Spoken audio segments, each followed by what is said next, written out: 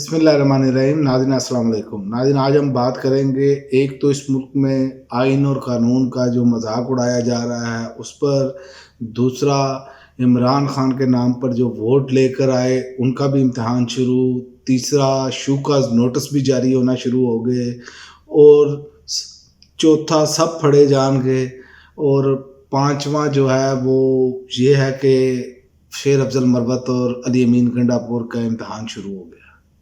सबसे पहले बात करेंगे कि इस मुल्क में आइन और कानून की क्या अहमियत रह गई है, उस पर बात करेंगे। आज जो इस्लामाबाद हाई कोर्ट ने बुशरा बीबी की ज़मानत मंजूर की, मगर अभी तक बुशरा बीबी को रहा नहीं किया गया था। जब पता चला जी आज फ़लाँ जज चले गए, फ़लाँ जज चले गए, और रोबकार जो है उन्होंने वो मुचलके भी जमा करा दिए, तो ये इस निज़ाम का जो जिसे कह सकते हैं आप गलीज़ चेहरा जो है वो इस टाइम अवाम के सामने है, और अवाम बेबस बैठी है।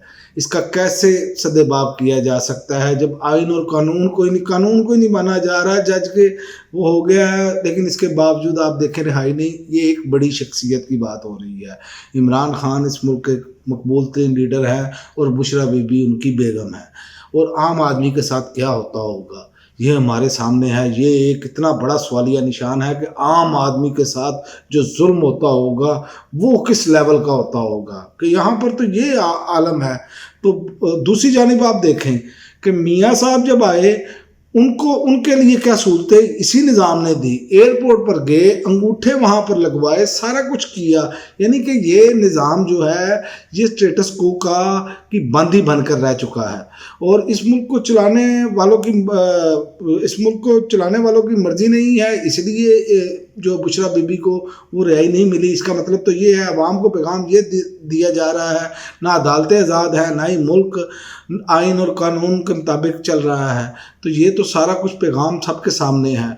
और आप देख लें कि रात की तारीकी में 26वीं आइनी तरमीम की वारदात की गई, और इस मुल्क में जमहूरियत पर शब खून मारा गया, और उसका नतीजा आपके सामने है।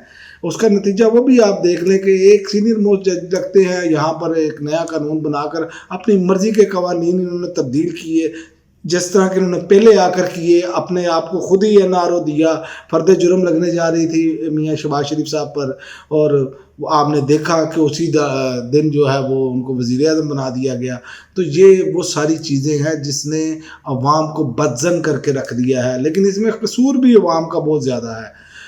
इस पर मैं आगे चलकर बात करता हूँ। पहले मैं आपको बता दूँ कि ये अब अदालतों को सियासी हुकूमत के मातहत कर दिया गया है। अब चीफ जस्टिस हुकूमत की मर्ज़ी से लगेगा, तो जो हुकूमत की मर्ज़ी है उसी के मुताबिक मुल्क चलेगा। तो ये अब अवाम के लिए जद्दोजहद ज़रूरी है। इस पर मैं आपको बताऊं कि ये अकेले इमरान खान का काम नहीं है, ये अकेली तहरीक इंसाफ का काम नहीं है। ये पूरी जो 25 करोड़ अवाम है ना, ये सबके यही मसला है। उनको निकलना पड़ेगा पुरअमन तरीके से। जब तक ये बाहर नहीं निकलेंगे ये ऐसे ही माहौल बना रहेगा। और याद रखें, जब इस तरह का माहौल बन जाता है तो याद रखें कि अंधेरा जितना गहरा होगा, सुबह की नवीद की सुना रही होती है, किरण जो है ना वो फूटने वाली ही होती है। ये आप ज़हन में रखें। आपने मायूस नहीं होना, आपने जद्दोजहद जारी रखनी है। ये निज़ाम इस टाइम यही समझ रहा है कि हमने पंजे गाड़ लिए हैं, अब हमारे आगे कुछ नहीं। और बहुत सारे लोग ये सवालात कर रहे हैं। मेरी आज एक दोस्त से बहुत ज़्यादा इस पर बहस मुबासा हुआ, लेकिन बात याद रखें कि फ़िरौन भी आखिरी टाइम तक उसे यही पता था कि उसने मूसा अलैहिस्सलाम को पकड़ लेना है, और पूरी बनी इसराइल को जो है उसने कैद कर लेना है, दोबारा अपने शिकंजे में ले लेना है। लेकिन उसी रास्ते से मूसा अलैहिस्सलाम और उनके साथ जो बनी इसराइल है वो गुजरे, और उसी रास्ते पर जो फ़िरौन है वो गर्क हो गया। वो भी हमारे सामने मिसाल मौजूद है। इसी तरह बेशुमार मिसालें मौजूद हैं। अल्लाह रब्बुल इज़्ज़त का जो फ़ैसला है ना, वो ज़ालिम के लिए बहुत खौफनाक है, और ज़ालिम की जुल्म की उम्र लंबी नहीं होती, और ये जुल्म की उम्र अब बहुत करीब नज़र आ रही है। और इमरान खान के जितने भी मुंतखब नुमाइंदे हैं वो सब इमरान खान के नाम पर वोट लेकर आए हैं। अब वक्त आ गया है कि उन्हें चाहिए कि वो बाहर निकलें, इमरान खान की रिहाई के लिए फ़ाइनल कॉल दें, और फिर ही ये निज़ाम जो है वो बेहतरी की जानिब जा सकता है। वरना ये निज़ाम बेहतरी की जानिब नहीं जा सकता है कि मर्द कलंदर है। क्योंकि 26वीं आइनी तरमीम के बाद अब वाज़िया हो चुका है कि फ़ैसला अब जो है वो सड़कों पर एहतजाज पर ही हो सकता है। डू एंड डाई का वक्त आ चुका है। اور اب مارچ کر کے خان کو رہا کرانا ہی ایک طریقہ کار رہ گیا ہے. اس کے علاوہ اب آپ نے بشریٰ بی بی کے حوالے سے بھی دیکھ لیا کہ انہوں نے نہیں نکلنے دیا اس نظام نے، تو کیسے اس نظام نے پنجے گاڑے ہوئے ہیں. اور عمران خان کی رہائی کے بغیر نہ تو ملک میں استحکام آ سکتا ہے، نہ ہی یہ ملک ترقی کی جانب جا سکتا ہے، نہ ہی امن آ سکتا ہے. اس ملک کے استحکام کی جو چابی ہے وہ یاد رکھیں اڈیالہ جیل والے کے پاس ہے. یہ ذہن میں آپ رکھ لیں کہ یہ اڈیالہ جیل والے کے پاس سارے معاملات ہیں، کیونکہ یہ اللہ تعالیٰ نے سسٹم ہی اس طرح کا بنا دیا ہے.